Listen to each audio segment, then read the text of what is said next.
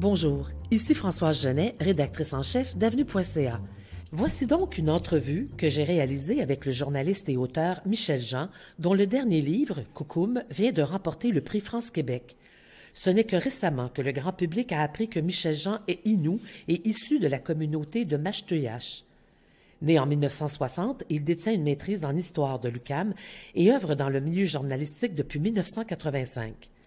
Après ses débuts à Radio-Nord, il devient journaliste et envoyé spécial à Radio-Canada, puis fait son entrée à TVA. Au cours de sa carrière, il a notamment couvert plusieurs tragédies sur la scène internationale. Il s'est également fait connaître pour ses enquêtes à l'émission J.E. qu'il a co-animée pendant quelques années. Michel Jean est aujourd'hui chef d'antenne aux nouvelles du réseau TVA. Fier de son appartenance à la culture autochtone, il a signé depuis 2007 plusieurs ouvrages, dont 7 romans, en plus de diriger 2 collectifs. 4 de ces romans parlent de la culture, de l'histoire et de la réalité des peuples autochtones. Son univers littéraire est empreint de sa sensibilité et du regard aiguisé qu'il pose sur la condition humaine. Nous avions déjà reçu Michel Jean à notre rendez-vous Le Salon avant Salon en 2017 pour la sortie de son livre Tsunami. Nous sommes heureux de le retrouver à nouveau. Sur ce, il me reste à vous remercier de votre intérêt et à vous souhaiter un bon visionnement. Bonsoir, Michel Jean. Bonsoir, bonsoir. Ça va bien? Oui, très bien, merci. Comment ça n'irait pas bien?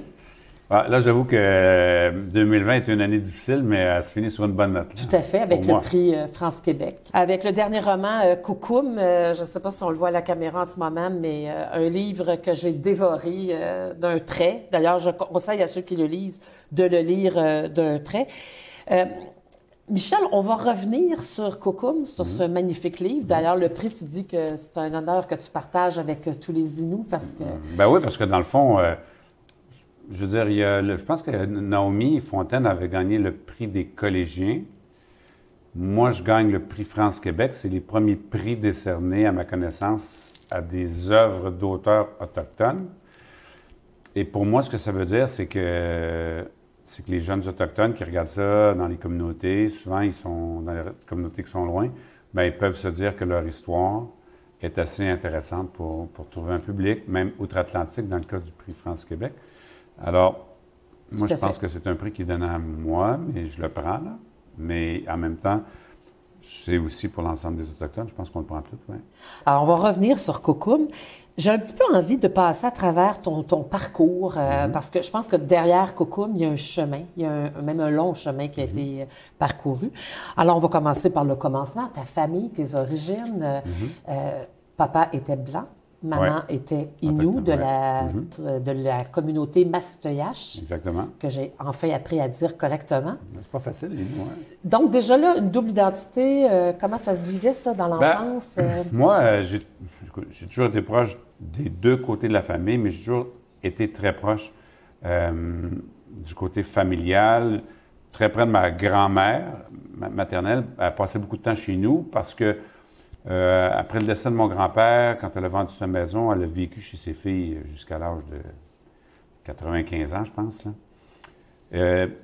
Puis souvent, elle venait passer plusieurs mois chez nous, on l'avait souvent à la maison, puis moi, je me sentais très proche d'elle. Et puis, il y avait tout ce côté des racines autochtones qui étaient là, pour lesquelles moi, j'avais beaucoup de questions, mais que il n'y avait pas de réponse. On n'en parlait pas beaucoup dans la famille. Je ne dis pas que c'était tabou ou quelque chose comme ça, mais c'était quand même quelque chose dont on ne parlait pas tant que ça. Moi, j'ai souvent posé des questions à ma grand-mère. On écoutait Cachetine à la radio. Je lui demandais qu'est-ce qu'il dit. Puis elle me disait, il ne parle même pas comme nous autres. C'est parce que, dans le fond, en réalité, c'est parce que les Inuits, c'est comme le français, il y a comme des dialectes, c'est ça exactement. Et donc, sur la Côte-Nord, ils ne prononcent pas tout exactement pareil. Alors, j'avais ça, puis ça m'a pris longtemps avant, dans le fond, de pouvoir vraiment reconnecter avec la communauté. Tu as des frères, des sœurs? 2 frères. Tu as 2 frères. Est-ce qu'eux aussi se sont mis dans la quête de l'identité? Pas du tout. Non, pas du tout. Eux, ils n'avaient pas la même curiosité que moi pour toutes ces questions-là. Est-ce qu'ils ont hérité des yeux d'Almanda? Oui, eux aussi, oui. Parce que Michel Jean, tu as les yeux bleus. Oui. Et j'ai trouvé ça très mignon. Il nous a raconté avant l'entrevue que chez l'opticien, on t'avait expliqué que tu avais le Ouais. fond de l'œil. Oui, parce que moi, j'ai les yeux clairs, tu sais, ils sont verts, gris, bleu. Héritage de cette arrière-grand-mère blanche. C'est ça, puis j'ai toujours pensé que c'était ça. Puis je suis allé chez l'opticien, puis là, ils prennent la photo de ton œil, de l'intérieur de l'œil, là, puis t'as comme la boule de l'œil au complet pour voir si on a le glaucome, là, de ce que je comprends. Puis l'opticien, elle regardait ça, puis elle se lève la tête, puis elle dit Êtes-vous autochtone, vous? J'ai dit oui, pourquoi? Ah, elle dit la couleur que de votre œil, on voit ça juste chez les Autochtones. Ça Alors, me fait drôle parce que, tu vois, l'extérieur est peut-être blanc. des yeux de blanc, mais ouais, avec un l'intérieur. regard totalement autochtone. Exactement. Ça m'a fait sourire.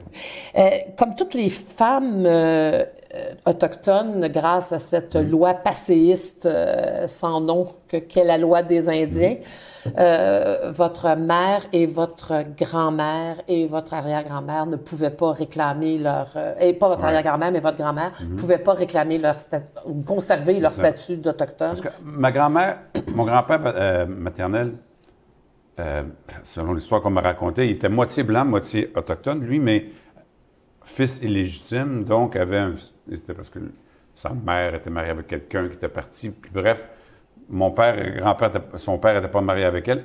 Fils illégitime, il y a eu un statut de blanc. Fait qu'en mariant ma grand-mère, elle est obligée de quitter la réserve. Ce qui fait que la famille, nous, bon, par la suite, donc, puis elle a perdu ses droits, elle les a récupérés parce que la loi, elle a été jugée anticonstitutionnelle parce que, en réalité, l'objectif, c'était d'assimiler les Autochtones. Aussitôt qu'une Autochtone se mariait avec un Blanc, ça faisait des Autochtones de moins. Ils s'éliminaient. Donc, le but était ça. Puis ça a été jugé inconstitutionnel. Donc, la famille a récupéré leurs droits, mais ça a fait quand même que dans la famille, chez nous, ma mère, tout ça, ont été élevés à Alma, au Lac-Saint-Jean, où moi je suis né, et non pas à Mashtouiache. Ça a été déterminant parce que c'était la seule famille autochtone dans la ville. Puis ma mère, elle me racontait que quand elle était jeune, ils jouaient les sauvages, entre guillemets, pendant le défilé de la Saint-Jean-Baptiste, par exemple. Puis quand elle et ses sœurs, ils les prenaient parce que c'était des Autochtones, il y avait des Autochtones. Mais tu sais, quand ils passaient sur le char allégorique, les gens huaient. Parce qu'ils huaient les sauvages, parce que les sauvages avaient tué les Saint-Martyrs canadiens, tout ça. Puis ça fait en sorte que et ma grand-mère et ma mère, par la suite, il y a eu comme une volonté de se fondre dans la masse pour justement pas être la tête qui dépasse, le blé d'Inde que les gens veulent couper. Et Jeannette, ta grand-mère, elle a vraiment cherché à s'intégrer. Tu disais qu'elle était super bien habillée, toujours bien aimée. Jamais vu de mal habillée. Ma grand-mère elle était habillée Simon Chang, elle était toujours son beau manteau de vison, toujours. Puis pour se fondre dans la masse un peu des Blancs. Là, exactement, toujours bien mise, tout ça. Puis pour pas avoir de trouble, dans le fond. Ouais. Si on simplifie ça, dans le fond, ils voulaient quoi? Ils voulaient juste pas de trouble puis pouvoir vivre en famille sans problème. Parce que sans que ce soit nécessairement méchant à l'époque, on peut penser quand même que c'était quand même du racisme qui était présent. Je veux dire, qui nous avait été enseigné par les bonnes sœurs et les bons frères dans nos écoles. Exactement. Alors ça a été quand même déterminant pour la suite des choses là, dans la famille. Il y a eu une coupure à un moment donné. Vous avez quitté Alma. Oui, on est parti quand moi j'étais jeune. Je pense que j'avais 2 ans. J'ai pas de souvenir d'avoir habité là-bas, mais on y allait très souvent. Oui, tu y retournais. On était proche, puis moi, j'ai toujours adoré la région là-bas. Je me suis toujours senti près, j'ai toujours senti que j'appartenais à cette région-là. Plus que Sorel, par exemple, où j'ai grandi, parce qu'à partir de la 3e année, au début, mes parents, mon père était un soudeur, puis on se promenait, on était nomades. Puis ma mère, elle acceptait ça, puis avec les enfants, on partait, on déménageait au mois, aux 3 mois, aux 2 mois. J'ai vécu dans l'Ouest canadien, aux États-Unis, en Ontario, etc. Puis à partir de la 3e année, là, mes parents sont établis à Sorel. Fait que j'ai grandi à Sorel après, à partir de ce moment-là. Est-ce que c'est une coupure de plus, ça, par rapport à l'héritage? Bien, on a, à ce moment-là, je veux dire, j'avais pas tant d'héritage. Je veux dire, j'avais toutes les questions, mais ma mère en parlait pas beaucoup. Mais même moi, jeune, j'avais plein de questions. Puis les gens le savaient, j'en parlais. Puis, tu sais, genre, une anecdote que je raconte dans Elle et nous, c'est que à un moment donné, j'étais en 2e année, puis il faut une pièce de théâtre. Ou là où tu as oxy. Oui, c'est ça. Mais tu sais, j'étais à l'école Saint-Gabriel-l'Allemand, il y avait la rue Goupil, il y avait la rue Jogues à côté, puis il y avait l'école Jean de Brébeuf. Tous les martyrs étaient là. Et la rue des Saint-Martyrs canadiens. C'est tous les Saint-Martyrs canadiens. Puis la pièce de théâtre, comme j'avais les cheveux noirs, puis que j'avais l'air autochtone, puis que j'étais autochtone, fait qu'ils ont dit, bon, ben Michel, toi, tu vas jouer le rôle de l'Iroquois. Moi, j'étais super content. On me prend pour la pièce qui est du genre à l'école. Tu sais, j'étais, waouh, c'est super. Fait que là, à un moment donné, il m'explique mon rôle. À moi, c'est... Fait que là, ma mère, elle me fait un costume, elle me fait un bandeau. J'étais déguisé en... Tant qu'à être indien. C'est ça. Puis là, là, ils m'ont expliqué mon rôle, c'est que là, le Saint-Gabriel l'Allemand, il priait à genoux. Là, puis moi, j'arrivais par en arrière, je marchais à petits pas. Puis avec mon tomahawk, je tuais le Saint-Gabriel l'Allemand.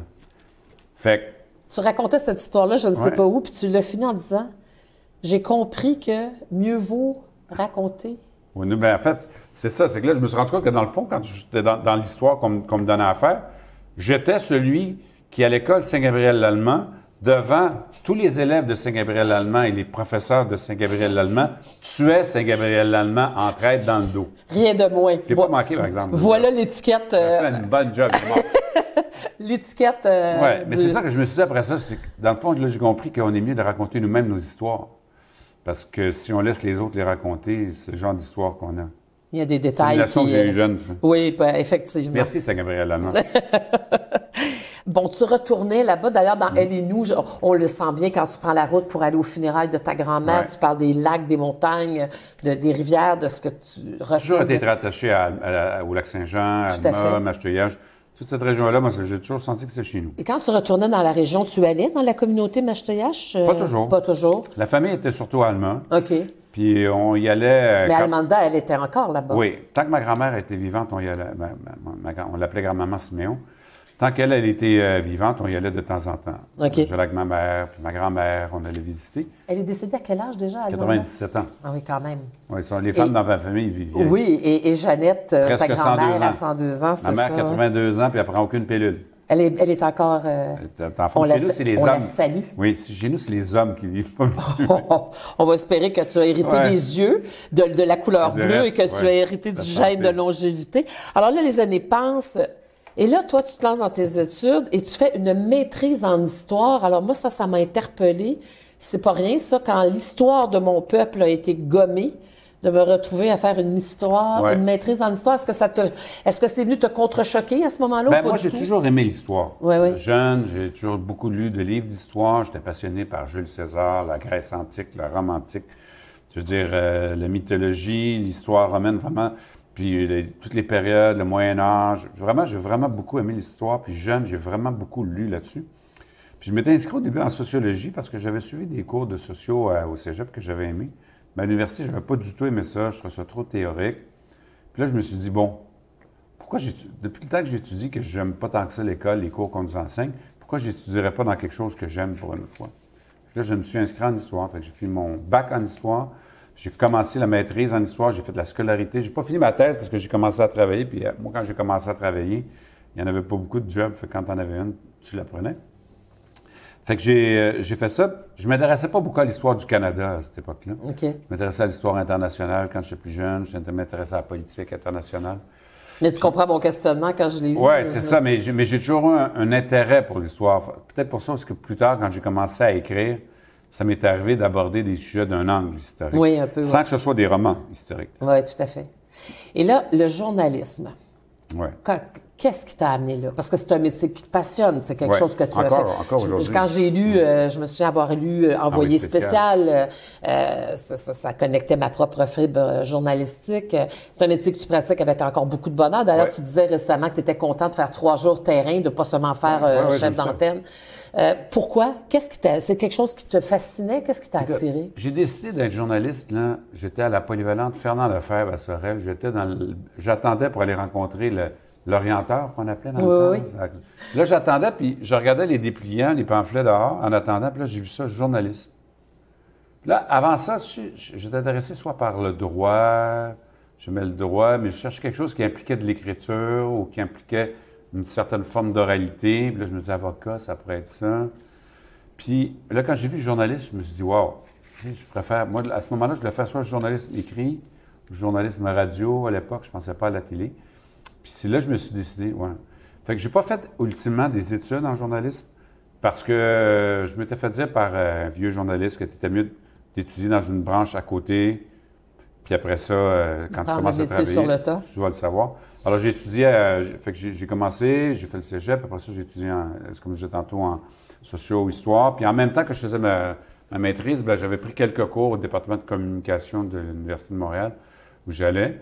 Fait que j'avais pris les cours les plus pratiques, là. Puis je faisais de la radio communautaire en même temps. Puis je voulais faire journaliste, puis j'ai commencé à travailler. Mon premier contrat comme journaliste, c'est que j'écrivais des articles pour le magazine qui s'appelait le Rénovation Bricolage. Moi, je suis zéro bricoleur. Même que je faisais la chronique, le bricourier, puis mon rédacteur en chef m'expliquait que moi, c'était quand le bricoleur de Repentigny qui avait un problème m'écrivait à moi et moi, je lui disais comment régler son problème. Moi qui n'étais pas capable de rien faire avec un outil dans la main. J'ai fait ça, moi, pour les questions de retraite, alors... Tu vois, c'est ça. Fait que là, finalement, j'ai commencé comme ça, puis après ça, c'est de fil en aiguille. Alors, c'est une carrière qui a été riche et vraiment intéressante. Tu as couvert beaucoup de crises sur la scène ici. Ça a commencé avec les éboulements en 97, mais je vais mettre mes lunettes parce que la liste est assez impressionnante. Les attaques du 11 septembre 2001, la guerre en Irak, la crise haïtienne de 2003, le tsunami dans l'océan Indien en 2004, le Liban en 2006. Qu'est-ce qui reste à l'homme, au journaliste, puis peut-être à l'écrivain? Parce on peut pas passer à travers tous ces drames-là sans garder quelque chose, même si le rapport est professionnel, non? Oui. Mais quand tu te retrouves sur une crise, dans une situation de crise, comme journaliste, en tout cas, moi, j'ai trouvé, on est un peu dans une dualité. C'est-à-dire que tu arrives puis tu es touché par l'horreur, mais en même temps, tu es bien excité et stimulé parce que tu sais que c'est une grosse histoire. Fait qu'il y a une partie de ton cerveau puis toi-même qui est sensible à ce que tu vois, mais il y a une partie qui doit rester la tête froide parce que sinon, tu n'es pas capable de faire ton travail. Puis la manière que tu peux aider les gens, c'est en exposant les situations, parce que c'est ça ton rôle. Ce que ça change, c'est que à force de voir des situations dramatiques dans le monde, ça met beaucoup de choses en perspective. Ça fait qu'aujourd'hui, je mets beaucoup d'affaires en perspective. Tu sais, j'ai vu, moi, après le tsunami, je me souviens, j'étais au nord de Colombo, puis les corps étaient alignés, puis les gens cherchaient leurs proches là-dedans. Tu sais, puis à un moment donné, il y a quelqu'un qui a vu sa mère là-dedans, puis commence à crier, à pleurer, puis là, on s'approchait. Puis j'en ai vu plusieurs comme ça.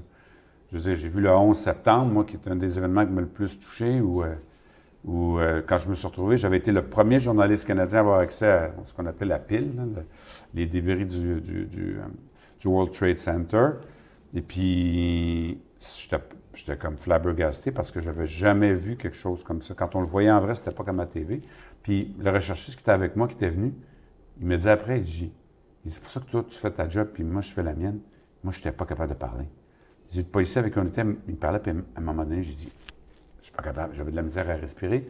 Alors que moi, j'étais capable de séparer ce que je disais, mon cerveau en deux. Tu sais, j'ai eu un fusil pointé sur la tête, on était pris dans une fusillade, on a failli se faire tuer.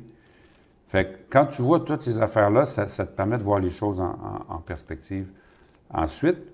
Mais ultimement, le journalisme, c'est que toutes les histoires, quelque part, se valent. Parce que il y a toujours des gens au cœur de ces histoires-là.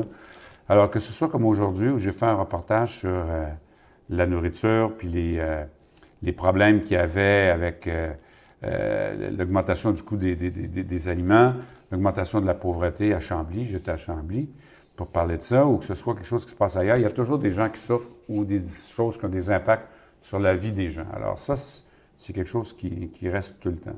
Puis j'essaie toujours de faire un journalisme qui a une certaine humanité, mais où je garde une certaine retenue parce que c'est pas mon histoire, c'est l'histoire des gens qui sont dans le reportage. Oui, tout à fait. Tu disais que ta famille, en tout cas celle de ta grand-mère, a connu le racisme rapidement, Alma en étant la seule famille blanche, autochtone, c'est-à-dire dans une ville de blancs, des mots comme sauvage, des choses comme ça qui étaient... En lisant, je pense que c'est Elle et nous, où tu racontes... cet épisode, j'ai arrêté de lire, j'étais... Avec la recherchiste? Ça m'a coupé le souffle. Ouais. Que les gens le pensent, le disent entre blancs, je l'accepte pas, mais je le conçois, mais qu'elle ait osé te le lancer comme ça, c'était... Je te laisse la raconter parce que tu vas la raconter mieux que moi. C'est pas si exceptionnel que ça parce que ça arrive plus souvent qu'on pense. Mais moi, c'est parce que j'arrivais à Québec, puis j'animais un genre de forum, là.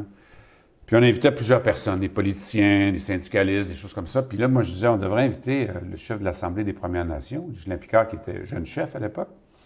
Puis elle ne bouquait jamais. Là, à un moment donné, je dis, on peut-tu booker M. Picard? Puis là, elle commence à parler contre les Indiens, les Autochtones, blablabla. À un moment donné, je suis comme un peu surpris.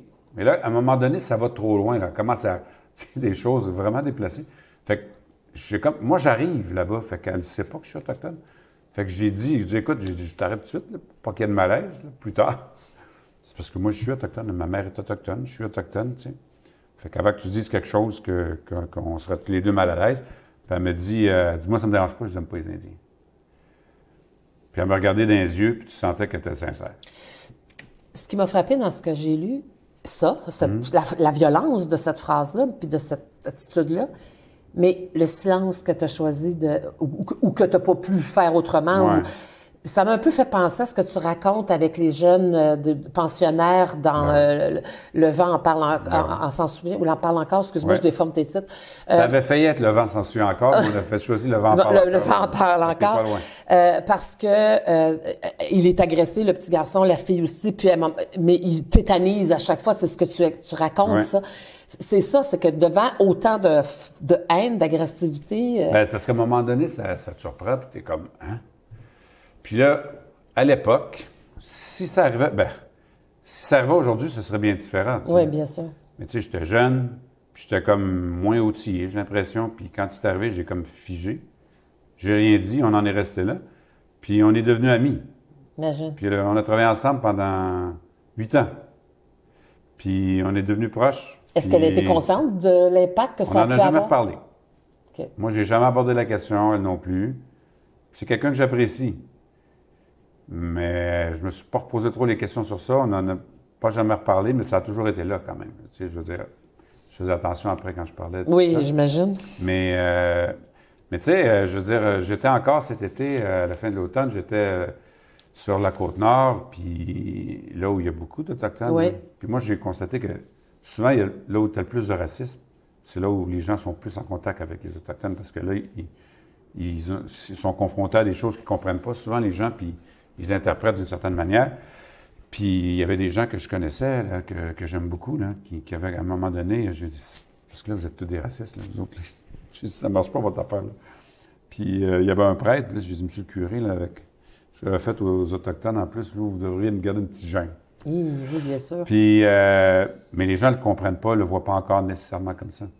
C'est pas quelque chose que les gens pensent.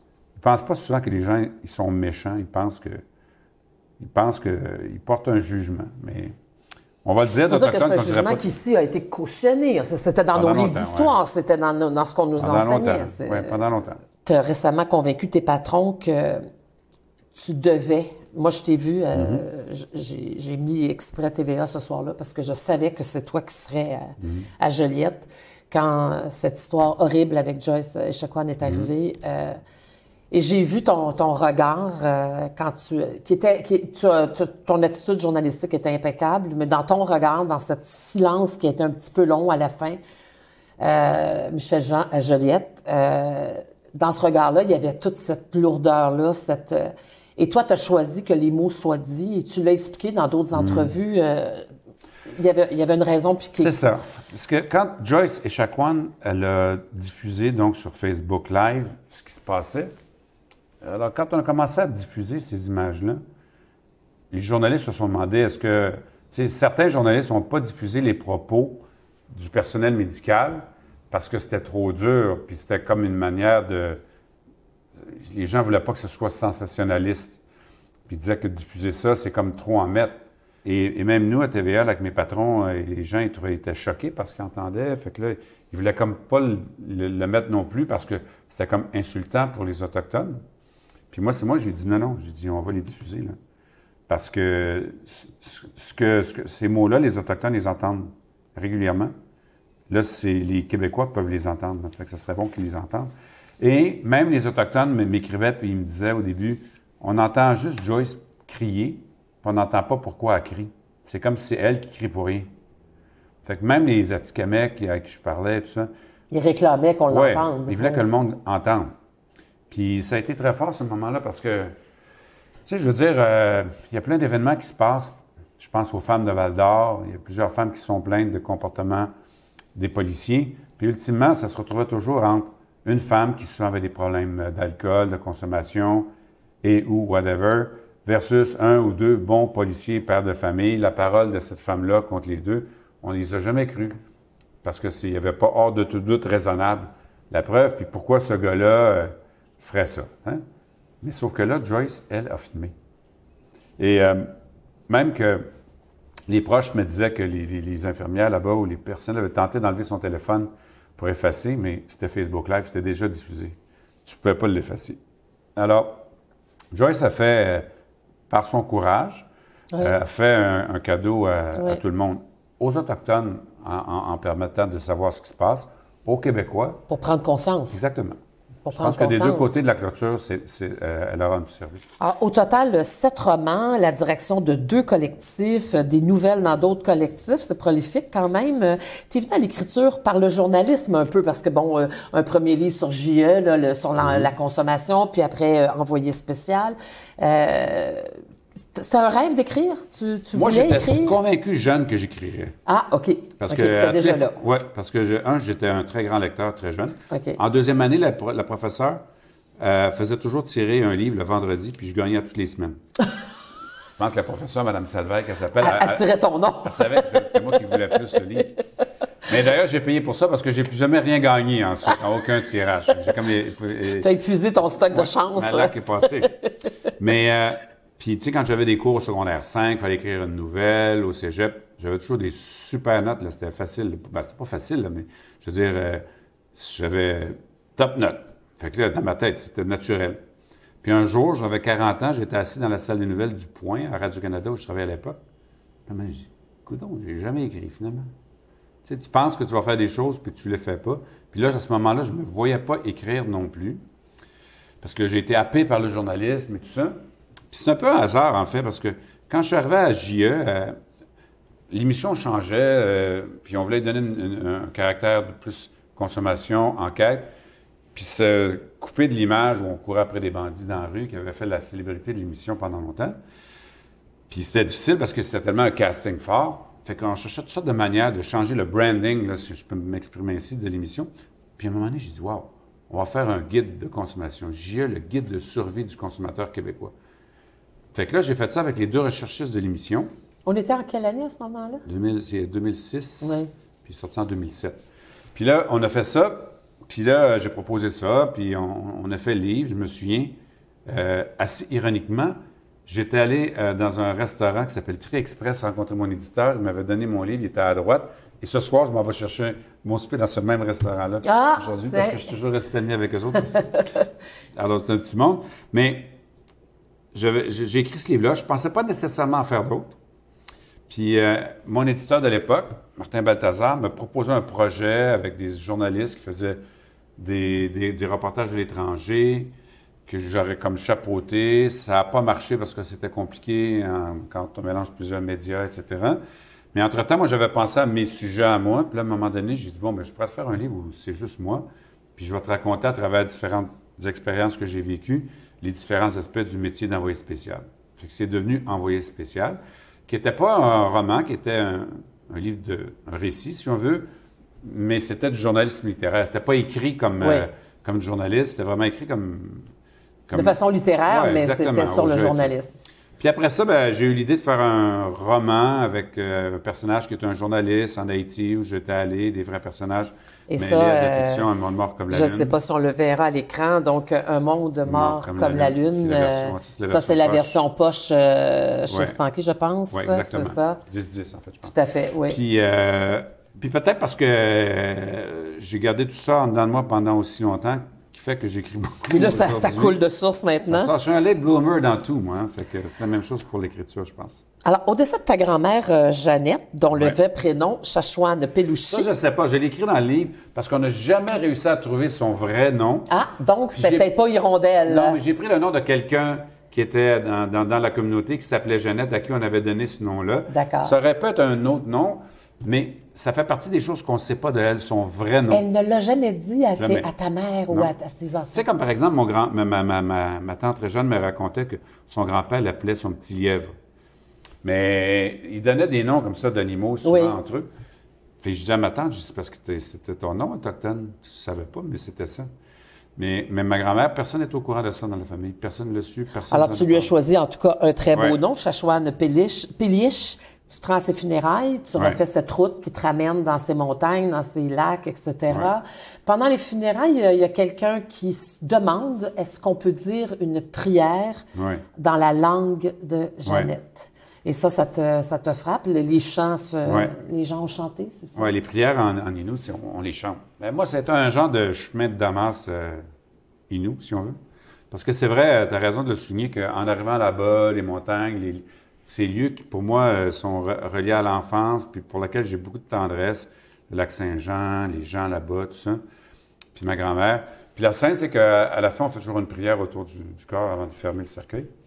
Puis une fois qu'on a fait la prière, ben, il y a quelqu'un qui dit, est-ce qu'on peut faire la prière? Les gens ont prié, puis ça, c'est devenu une scène, comme une scène de film. Oui, bien sûr. Parce que là, tous les gens qui étaient de la communauté, c'est comme si on avait mis une lumière autour d'eux. Puis il y avait comme un de ses frères, qui était mon oncle Gérard, qui était encore vivant à l'époque, qui était là. Puis c'était vraiment émouvant, là, tout le monde s'en souvient. Puis après ça, on est allé au restaurant.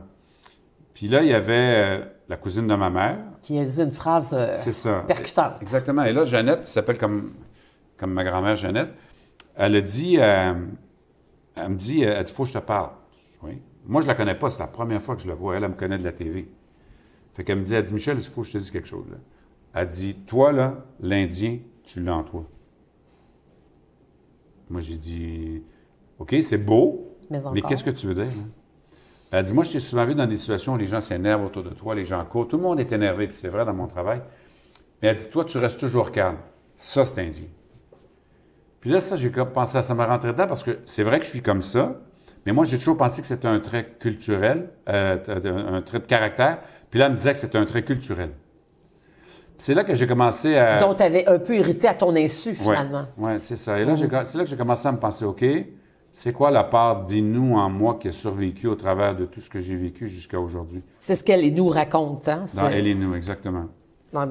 C'est très bien construit. On se promène entre...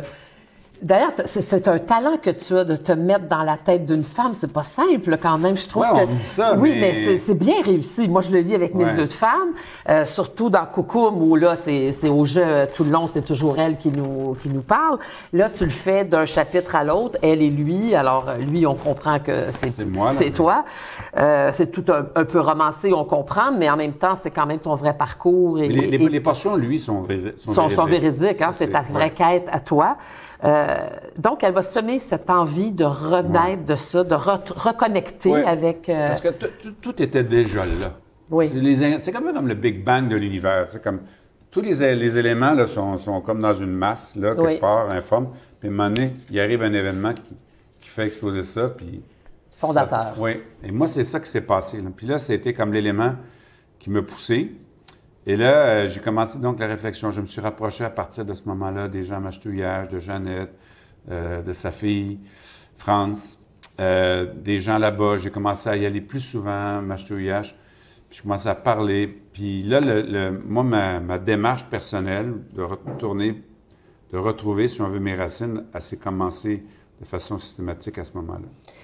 Je vais lire un passage que j'ai trouvé magnifique, où justement, dans Elle et nous, tu parles de ce chemin que tu sens qu'il est là, mais que tu n'as pas encore remonté. Il est difficile de se reconnaître chez les autres et de savoir sa vraie place quand on n'arrive pas à définir sa propre identité. Il y a trop d'intersections pour s'orienter, se situer. J'ai parfois l'impression de tourner en rond, de me perdre dans un labyrinthe où je suis seule à marcher.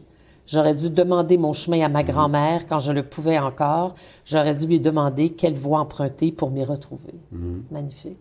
Parle-moi de ça. Mais j'ai souvent posé des questions à ma grand-mère. Oui. Mais elle répondait pas. Puis je m'en veux de ne pas avoir insisté davantage. C'est plus vieux, j'aurais dû insister davantage. J'aurais dû... mais tu sais, on remet toujours à plus tard, OK. Certaines plus tard, parce qu'elle avait mis beaucoup d'efforts aussi à gommer plus ou moins son identité autochtone. Oui, tu sais, à un moment donné, j'arrive, puis des amis, on s'en allait en canot camping, justement, puis un de mes amis arrive, il sort, puis ma grand-mère était chez nous à ce moment-là. Ah oui. Puis il dit, je présente ma grand-mère. Ah, c'est vous, la grand-mère indienne? Elle dit, je suis pas indienne, moi. Puis elle rentre en dedans. Elle a tourné les talons, elle n'était pas... Oui. Fait que, je m'en suis voulu parce que je me suis rendu compte du nombre d'opportunités qui auraient été là les choses auraient pu être différentes, mais c'est pas arrivé. Fait qu'après ça, je me retrouvais un peu comme seul. Dans Elle et nous, il y a une dernière phrase dans le livre qui est très belle et qui reprend ce que Jeannette t'avait dit. Puis j'ai eu l'impression que c'était une belle façon de boucler cette boucle-là du chemin. C'est comme si tu étais vraiment engagé dans le chemin pas de la réconciliation, mais des retrouvailles, dirons-nous, avec... Alors, cette cousine-là t'avait dit, l'Indien est en toi, et tu vas dire cette phrase-là à ton neveu. Oui, ben c'est parce qu'en fait, moi, j'ai pas d'enfant, mais Jérémy, c'est le plus vieux des neveux chez nous. Puis il me ressemble beaucoup. On a un peu le même caractère, même s'il est plus sage que moi. T'es pas sage, toi? Je suis sage, mais Jérémy est vraiment sage et sérieux. C'est un modèle. Et mais c'est ça, c'est que c'est la même chose, c'est que ça existe pour lui aussi. C'est ce que je voulais dire. Puis, quand j'ai écrit Cocum, plusieurs personnes ont commencé à lire, puis dans ma famille, des cousines, des gens qui me disaient « Ah, c'est mon arrière-grand-mère à moi aussi », puis je leur dis toujours la même histoire. C'est que je l'ai écrit, ça, mais c'est votre histoire, c'est pas mon histoire. C'est autant votre histoire que c'est la mienne aussi. Fait que, tu sais, c'était comme une manière de dire à Jérémy que ça se continue, mais que lui aussi, c'est son histoire. Il en fait partie. C'est ça. Dans Cocum et dans Elle et nous, l'écriture est plus littéraire. On sent moins l'approche journalistique. Puis là, il y a eu comme un petit between avec Le vent en parle encore, où là, on sent plus la description des faits et où là, tu mets en scène 3 jeunes Inuits, dont 2 de la communauté Mastoyage. Les 3 sont de Mastoyage. Non, Thomas, il est de Mastoyage. Oui, Thomas aussi de Mastoyage. Oui, Thomas aussi de Ah Mastoyage. oui? Ouais. Il était moins connu, mais il était aussi de Mastoyage, puis il avait grandi à l'extérieur. C'est pour ça qu'il ne se connaissait pas. OK. D'accord. Et la réalité des pensionnats, ce qui m'a frappé, c'est que tu as dit en entrevue, avant même d'écrire tu annonçais que tu allais écrire sur les pensionnats, et tu as dit, ça va parler des pensionnats indiens, tu utilisais le terme encore. Je ne savais même pas que ça existait au Québec. J'ai fait des reportages là-dessus dans l'Ouest canadien, et je me suis rendu compte que des membres de ma famille se sont fait envoyer dans des pensionnats à la baie James, à l'île de Fort-Georges, où se déroule d'ailleurs et où ils ont été agressés sexuellement. Et ça m'a beaucoup interpellée, parce que moi, je m'en veux, tu vois, parce que comme disait je crois que c'est Martin Luther King qui disait que le mal arrive, mais le mal, c'est aussi de laisser faire. Donc, je me dis, comment ça se fait que moi, je le savais pas. Quand on a tous découvert ça. Mais moi, je veux pas que les Québécois s'en veuillent. Mais tu le savais pas toi-même. C'est ça, je veux pas que les Québécois s'en veuillent. Puis j'écris pas pour faire que les gens se sentent coupables. J'écris pour que les gens comprennent et voient les choses autrement. Parce que s'ils l'avaient vu, auraient agi autrement, je pense. C'est pour ça que je pense pas qu'on doit en vouloir à qui que ce soit. C'était comme ça à l'époque. Les gens ne savaient pas ou étaient mal informés. Mais, tu sais, je crois Nommer encore... n'est pas accusé. Oui, c'est ça. Je comprends. Et dans Le vent en parle encore, moi, c'est vrai, je suis allé au pensionnat de Fort-Capelle quand j'ai travaillé en Saskatchewan dans les années 90, et fermé en 91, en 96, puis moi, j'étais là avant. J'ai vu. Puis je savais qu'il y en avait eu en Ontario, j'ai travaillé à Toronto, on en parlait là-bas. Mais ici, je n'avais jamais entendu parler à ce moment-là. Aujourd'hui, on le sait. Mais quand j'ai écrit ça, il est publié en 2013. On était en 2011-12. Il n'y avait pas encore la commission Vérité et Réconciliation, il n'y avait rien de ça. Puis c'est la même Jeannette qui m'a raconté comment elle était amenée en avion, etc. La scène où est-ce que les jeunes sont emmenés en avion, c'est tel que Jeannette m'a raconté violent, que ça se passait. Les jeunes qui sont dans on leur donne un numéro. Exactement, tout ça. Quand tu débarques, il les compte, puis le numéro que tu es en sortant, ça devient ton nom pour l'année. Tout ça, c'était à partir de ce que Jeannette m'avait raconté. Puis quand elle m'a raconté ça, là, je me suis rendu compte qu'il y en avait eu 6 pensionnats au Québec, plus avec les Inuits. Et là, je disais, OK, mais c'est une partie de l'histoire ici qu'on ne connaît pas. Alors, j'ai voulu raconter ça. Alors, c'est sûr que le roman a un ton moins intimiste que El Innu ou que Cocum. Mais il est percutant. Oui, c'est ça. C'est un autre genre. C'est un autre il y a genre, des scènes difficiles à soutenir, mais qu'il faut, un peu comme tu disais, il faut qu'on les entende, il faut qu'on le voit, qu'on le sache. Oui, même si je n'insiste pas trop longtemps sur les agressions, tout ça, mais on comprend ce qui se passe. Tout à fait. Mais c'est ça. Alors vraiment, moi, j'ai voulu exposer une situation pour que, encore une fois, les gens comprennent. Puis je le faisais pas juste pour les Blancs, je le faisais aussi pour les Autochtones. Oui, tout à fait. J'ai une jeune fille de 18 ans qui, après avoir lu Le vent en parle encore, m'a écrit puis m'a dit, elle était de Ouachat, sur la Côte-Nord, à cette île. Elle m'a dit, je vous remercie d'avoir écrit ce livre-là parce que moi, les anciens pensionnaires, je les ai jamais aimés. facile à comprendre pourquoi, alcoolistes, Bien problèmes sûr, sociaux, comment etc. faire autrement? Ils ont été détruits par les Tout à fait. pensionnats. C'est ce qui est arrivé à Marie. Ben ouais, au personnage dans ça. Puis, moi, j'arrive, puis elle me dit ça, puis elle a grandi à voir les anciens pensionnaires. Il n'y a pas personne nécessairement qui lui parle des pensionnats, de ce que ça a été. Même eux-mêmes le font. C'est ça. Fait qu'elle, je me suis dit, wow, OK, c'est correct. Puis là, elle me remercie, elle dit, grâce à vous, maintenant, je comprends pourquoi ils sont comme ça. L'écriture, ça me semble être ton espace de liberté parce que, comme tu disais, tu peux traiter par le biais des livres les choses, les sujets plus personnels et que tu ne pourrais pas faire nécessairement comme journaliste. Tu as voulu partager ça. Tu as fait un collectif, tu as dirigé 2 collectifs, dont le très beau Amun, qui veut dire regroupement en langue inuit. Rassemblement. Rassemblement. Ouais. Alors, avec les noms les plus connus parmi les auteurs autochtones. Ça a été quoi cette rencontre-là? Est-ce que tu as découvert une littérature autochtone? Est-ce que ça Ben, je connaissais déjà. Oui. Mais je voulais... bon, j'étais en train de travailler sur un roman, puis je voulais d'une certaine manière contribuer autrement. Et je me suis dit, si je fais un recueil, il y a des gens qui n'ont pas besoin de ça, tu sais, Natacha Canapé-Fontaine, Joséphine Bacon, c'est déjà des gens qui sont connus, ils n'ont pas besoin. Mais Alissa, qui écrit dans ça, c'est une jeune auteure qui était moins connue, il y avait des gens qui étaient moins connus. Et je me suis dit, on va faire un projet où on va avoir des auteurs connus, des auteurs inconnus. C'est comme un traîneau à chiens. Tu mets tes gros chiens en avant, les autres sont en arrière. Tout le monde avance à la même vitesse sur le traîneau. Tout le monde, chacun fait sa part, tout le monde avance à la même vitesse. Tu vois que l'Indien est en toi. Et voilà. Et ça a donné ce recueil-là qui permettait de faire connaître différentes voix, puis qui permettait aussi aux gens de voir, parce qu'une nouvelle, ça se lit bien, qu'il y a différents styles, que, tu sais, un Louis-Carl Sioui, par exemple, écrit d'une manière très différente de Naomi Fontaine, qui, elle, a un autre style complètement. Donc, il y a une diversité qui existe dans la littérature autochtone. Je voulais montrer ça. D'ailleurs, là, j'en prépare un autre qui va s'appeler Wapki, qui veut dire « avenir » en langue atikamekw. Puis là, ça va être des dystopies, donc on se passe dans le futur.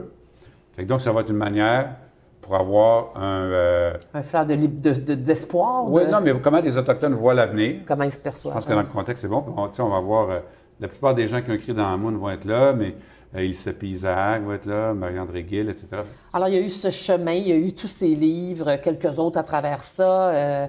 Bon, évidemment, Tsunami, où là, tu reviens de ton expérience que tu avais vécue toi-même au Sri Lanka, où là, tu remets en scène des personnages à l'intérieur de ce contexte politique et de ces drames humains qui se sont joués. Et puis, il y a aussi La Belle Mélancolie, qui se passe au Nunavik, si je me souviens bien, tout à fait.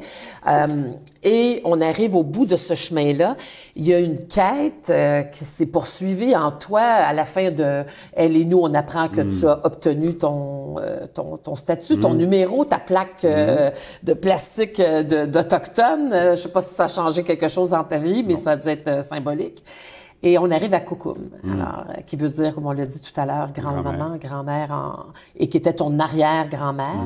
C'est pas banal quand même, parce que c'est une blanche qui va devenir une Innu à 100%. À 15 ans, elle marie son amour de jeunesse, Thomas Siméon, qui l'accoste au... Bon, ça, tu dis, je sais pas exactement comment... Ça servait pas mal comme ça. Ça, oui, c'était raconté par la sœur de ma grand-mère. Tout à fait. Dans un livre où elle racontait ses souvenirs. Et c'est charmant, c'est magnifique. J'ai pratiquement repris les mots d'Anne-Marie, tels que sa mère y avait rencontré, comment elle a rencontré son père. Alors ça, c'est vraiment arrivé comme ça. Alors, tout le long qu'on lit Kukum, moi, je me souviens que je me suis même dit, même ma respiration a changé parce que on est emporté. Donc, c'est les traversées de forêt, les remontées de rivières, c'est les gestes du tradition, du quotidien. C'est lent, c'est un peu comme le rythme des saisons, le rythme de la vie quotidienne des chasseurs, etc.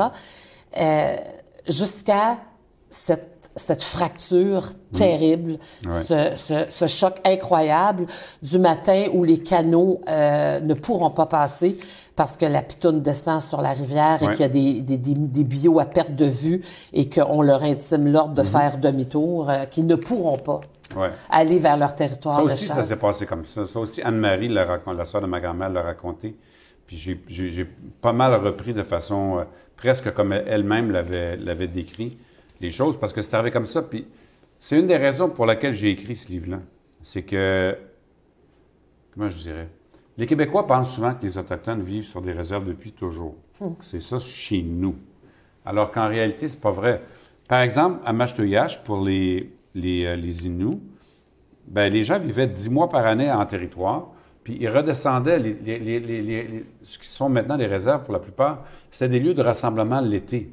Fait que les gens venaient, vendaient les pots. C'était la période des retrouvailles familiales, les mariages, la fête. Les gens avaient passé un hiver dur quand même en territoire, assez isolé, en clan. Mais là, c'était comme le party, là. Puis après ça, à la fin du mois d'août, les gens, tout le monde retournait dans leur coin. C'était une vie très rude. Oui, c'est une vie rude. Mais la vie était rude même pour les Blancs. La vie était rude, oui, tout à fait, oui. Puis après ça, à partir du moment où il était impossible d'aller sur le territoire, les gens sont restés sur les réserves. Et maintenant, on prend pour acquis qu'ils ont toujours vécu là. Mais moi, je voulais raconter comment c'est arrivé. C'est une sédentarisation forcée. Oui. Et on comprend que du jour au lendemain, ils ont perdu tous leurs repères, toutes leurs habitudes, la façon de gagner leur vie, la façon de se nourrir, de se vêtir, de se loger, de circuler. C'était une maîtresse femme, Almanda. Quand elle se retrouve dans le bureau du premier ministre pour exiger des trottoirs... Ça, c'est elle qui l'a raconté à ma cousine Linda, qui me l'a raconté. Puis, à un moment donné, il y a eu plusieurs accidents, des enfants qui ont été tués par des chauffeurs ivres. Fait que de Roberval qui venait à Mashtoyash pour boire, tout ça. Fait qu'elle est partie en train tout seul, puis elle est descendue à Québec, puis elle s'est présentée au bureau du premier ministre à l'époque, qui était Duplessis. Puis elle a dit, je veux y parler. Puis là, c'est pas comme ça que ça marche. Puis tu sais, il faut l'imaginer, elle demandait là, comment il y a des photos dans oui, habillée en autochtone de l'époque. Avec la pipe. C'est ça. Puis elle n'avait jamais coupé les cheveux de sa vie. Fait que, tu sais, c'était pas exactement le genre de femme qui débarquait en général. Il n'avait pas un tailleur Chanel, là. Non, Chanel, non. Ça s'était pas rendu jusque-là. Puis, alors, mais elle l'a fait, mais... Elle les a eus, ces trottoirs. Oui, c'est ça. T'sais, on ne sait pas si c'est Ottawa, Québec. Tout ce qu'on sait, c'est que les trottoirs sont faits après. Mais tu sais, ça démontrait quand même son caractère. Puis c'est quelqu'un qui était... Tout le monde le disait. C'était une femme qui avait beaucoup de caractère. C'est une femme qui s'impliquait beaucoup en politique aussi. Puis un truc dont j'ai pas parlé dans le livre, parce que je ne savais pas, personne m'en avait parlé. Qu'elle est sage-femme. Oui, c'est ça. Tu as dit ça sur une entrevue, j'ai été... Mais moi, c'est le chef Clifford Moore, quand j'ai fait le lancement du livre, qui m'a parlé de ça, parce que c'est Almanda qui l'a accouché lui-même quand il est venu au monde. Puis elle se promenait partout pour accoucher. Puis c'était logique, dans le fond, quand tu y penses. C'était un personnage, quand même. Je veux dire, moi, je trouve qu'elle me fait un peu penser à Amélie Bordelot, mais elle est comme Oliva. C'est elle qui prend le bois. Tu sais, c'est comme une... Moi, je dis que c'est un peu je ne sais pas s'il y en a eu d'autres, je pense pas. Mais on a dans l'histoire beaucoup d'hommes qui sont partis dans le bois, qui sont mariés avec des Autochtones, qui ont adopté le mode de vie autochtone parce que c'était de la liberté et tout ça. Mais je ne suis pas certain qu'il y a une autre femme qui l'a fait qu'elle. En tout cas, c'était quand même assez épique. C'est ça qu'elle a fait, oui. La force de ce livre-là est dans sa construction parce que justement, c'est beau, c'est calme, ça coule de sources et de rivières. Et bon, un bon matin, c'est le choc des bio dans la rivière. Mais après ça, il y a le choc on débarque et on vient chercher les enfants pour le pensionnat. C'est très efficace, tout en étant très littéraire. C'est le moins journalistique de tous tes livres. Il n'y a pas de journaliste là-dedans, aucun personnage journaliste, puis il n'y a pas de description théorique ou historique. Il y a juste elle qui raconte ce qu'elle a vécu, comment elle l'a vu, comment elle l'a senti. Émile Zola disait que quand il a écrit Germinal, ça avait fait plus avancer la cause des mineurs que tous les reportages qu'il y avait eu pour dénoncer les conditions de vie. C'est efficace de raconter par le roman. Oui, bien, je connaissais pas la phrase de Zola, mais il a raison. Je ne sais pas si c'est lui qui l'a dit, mais on a dit de son roman, en tout cas. C'est ça, mais c'est possible aussi, mais je connaissais pas. Mais oui, parce que moi, c'est une des raisons pour laquelle j'écris, c'est que le journalisme, c'est efficace, ça rejoint beaucoup de gens, mais on s'adresse toujours quand même, d'une certaine manière, à l'esprit des gens, puis on va essayer de démontrer des choses. Quand on écrit un roman, le lecteur vit ce que les personnages vivent, ressent ce qu'ils vont ressentir, devient le personnage. Le lecteur devient Almanda, devient Thomas Siméon, devient toute cette famille-là. Et quand arrivent des choses, ressent comme eux l'ont ressenti. Donc, le lecteur devient un Autochtone et réagit comme un Autochtone. Ça, moi, je trouve que c'est la grande puissance de la littérature parce qu'en allant chercher les émotions, en convainquant les gens par leurs émotions, on va beaucoup plus profondément dans la personne. Et ça marche.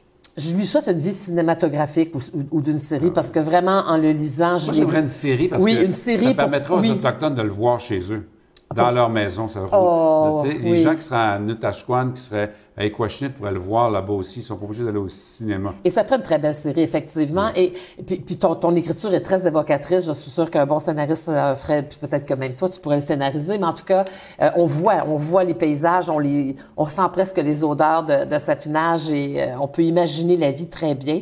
C'est magnifiquement décrit. J'ai envie de te demander, ça se dit comment, espoir? Tu le sais pas, hein, le mot espoir en Innu. Mais toi, là, tu parles maintenant de ton appartenance autochtone, quelque chose que tu n'avais pas fait professionnellement pour toutes les raisons dont tu parlais. Est-ce que ça a changé le regard de tes collègues depuis quelques années, de l'afficher plus? Quand moi, j'ai commencé à travailler, la perception... Tu sais, je veux dire, la phrase, là, Michel, l'histoire d'Indien s'intéresse personne. Là. J'ai entendu ça dans toutes les salles de nouvelles où j'ai travaillé. Puis ça, dans toutes les salles. Partout où je suis allé, j'ai entendu cette phrase-là. Puis les gens qui le disaient n'étaient pas racistes, là. Ils pensaient simplement que les sujets qui concernaient les Autochtones n'intéressaient pas nécessairement leur public, donc n'étaient pas portés à en faire. Puis c'est comme ça. Et puis partout. Mais maintenant, je pense que ça change. Moi, j'ai commencé à en parler, ça fait presque 10 ans maintenant. Puis graduellement, ça a changé, je pense, la façon dont les gens te perçoivent. J'ai toujours fait attention quand même. Je le dis puis je le répète à chaque fois, mais je ne suis pas un militant. Tu sais, moi, je raconte des histoires, je laisse les gens juger. Je suis un journaliste aussi, mais je ne pourrais pas me permettre d'être militant et de faire mon travail, mais en même temps, c'est pas dans ma nature non plus d'être comment je dirais... Vindicatif. Oui, juste d'un côté de la clôture. Je pense que je suis plus efficace en... Il y a beaucoup d'amour dans Cocom. Par l'émotion, c'est ça, ouais. Par l'émotion. Oui, il y a beaucoup d'amour, effectivement, ce n'est que ça, oui. C'est ça. Et donc, parce que c'est comme l'amour qui te permet de passer au travers et d'accepter ça, moi, je pense, dans la vie, là. Et je pense que je suis plus efficace comme ça que si j'essaie de gratter le bobo des gens. J'ai pas envie de ça. Et je pense que maintenant, les choses commencent à changer. Je pense qu'on doit beaucoup à Joyce Echaquan. Oui. Mon amie Isabelle Picard disait que c'était notre George Floyd. Je pense que c'est vrai. À partir de ce moment-là, il y a un avant, il y a un après. Parce qu'il y a des choses qui ne seront plus possibles. Là. C'est ça. Il y a un débat qui va se faire, puis c'est correct. Alors, non, moi, j'aime contribuer à ma manière avec mes petits livres, puis mettre ma brique à moi, puis chacun met sa brique. Puis petits livres qui font des émules jusqu'en France, parce que c'est un prix français, là, c'est un prix que tu as gagné en France. Ça me fait plaisir. Oui, parce que, comme tu disais, à tout le monde en parle, il ne me connaissait pas, il jugeait le texte. Cocom n'a été retenu dans aucun prix littéraire au Québec. Même pas le prix du Salon du livre du Saguenay-Lac-Saint-Jean, dont ça racontait l'histoire, même pas dans les finalistes au prix du Salon du livre. Donc, tout n'est pas encore gagné. Il y a encore des chemins à parcourir. Il y a encore du chemin à faire. Il a été finaliste à 2 prix français. Il a gagné le prix France-Québec. Puis il a été finaliste au prix littéraire Jacques Lacarrière aussi. Puis le fait qu'il gagne le prix France-Québec, ça a permis de lui donner une deuxième vie, d'une certaine manière, puis de le révéler aux gens qui ne l'avaient pas tous vu. Fait que je suis content de ça. En France, l'accueil est bon. On a réimprimé après une première impression. Puis les critiques là-bas sont bonnes. Les Français s'intéressent à ça, pas comme on pense souvent. De façon folklorique. Non, c'est pas le côté folklore qui les intéresse, mais ils s'intéressent à ces questions-là, eux autres, de façon générale. Puis eux aussi aiment l'ambiance que dans le livre. Ils appellent ça la nature writing, eux autres. J'avais jamais entendu cette expression-là. Je sais pas, en tout cas, elle est sincère. Tout à ça. On peut au moins dire ça. Fait que non, je suis content. C'était un rêve pour moi de publier en France, d'écrire. Là, il va être traduit en allemand. Oui. Fait que moi... Donc, Cocom te regarde? Cocom veille. Oui, elle est là. Ça fait longtemps que je le dis. Quand on parlait de ça, je disais toujours à mon éditeur français, puis à Joanne ici. Qu'est-ce qu'elle aurait dit, Almanda, de ça? Je ne sais pas, hein, je me pose souvent la question. Moi, je pense qu'elle serait bien surprise. Et Jeannette? Elle ne comprendrait pas non plus. Mais je pense qu'elle serait fière. Oui. Je pense qu'elle serait contente que leur histoire... Mais Almanda peut-être un petit brin de plus, parce qu'elle elle y croyait beaucoup à la survie de la culture. Puis elle les traînait d'elle-même sur son dos, les livres dans le bois pour les lire à ses enfants. Oui, puis ça c'est bien décrit, ça, d'ailleurs, cet avant. Oui, fait que je pense que, je sais pas, écoute, honnêtement, des fois, je me dis, wow, je sais pas qu'est-ce qu'elle penserait de tout ça, mais Elle était tellement imprévisible, Amanda, qu'elle nous aurait certainement surpris par sa Ça m'a réponse. beaucoup, beaucoup touchée de te voir photographier vraiment, je l'ai longuement regardé, cette photo-là, où on te voit avec ta grand-mère. Et je suis petit en arrière. C'est ça, oui. Je suis en arrière, là, puis j'ai la tête de côté, ouais. On était à Marcheillage, puis cette journée-là, je me souviens, mon oncle Gérard est en train de faire le canot en Écosse dont je parlais. Ça avait été une belle journée là-bas avec Almanda. Puis je me souviens encore de cette photo-là parce que grand-maman Siméon était souriante, chaleureuse avec moi, elle était toujours contente de nous voir, elle nous parlait beaucoup. Moi, je la trouvais fine, tu sais, puis on la voyait pas souvent.